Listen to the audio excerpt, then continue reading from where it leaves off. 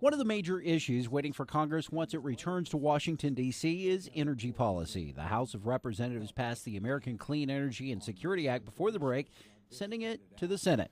Included in that measure is a cap-and-trade program focused on reducing the amount of carbon put into the atmosphere.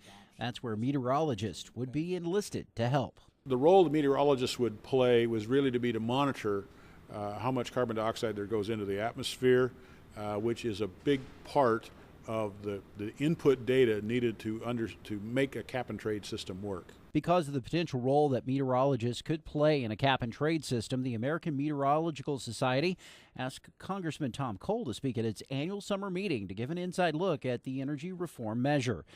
Cole says weather professionals will be affected by climate change legislation. We're here to talk a little bit about the roles that climate change can bring to this particular science and the energy implications, everything from cap and trade to funding possibilities going forward. And this is clearly going to be a growth area. Congressman Cole says Washington, D.C. wants more data to make good policy decisions when it comes to climate change measures, so entities like the National Oceanic and Atmospheric Administration will likely be given more money to enhance its weather data collection abilities. I think actually that's where you can get some bipartisan consensus.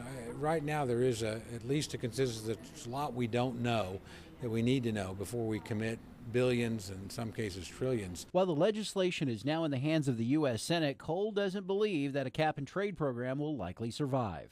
Because I think there's a tremendous disagreement about, number one, the science underneath it. Even people that accept global warming wonder whether or not cap and trade as a mechanism can affect that. And are there other things that we ought to be doing? Cole believes those other things could be nuclear energy, increased use of natural gas, and finding ways through technology to make alternative fuels cheaper for the public. From Norman, Jason Doyle, the Oklahoma News Report.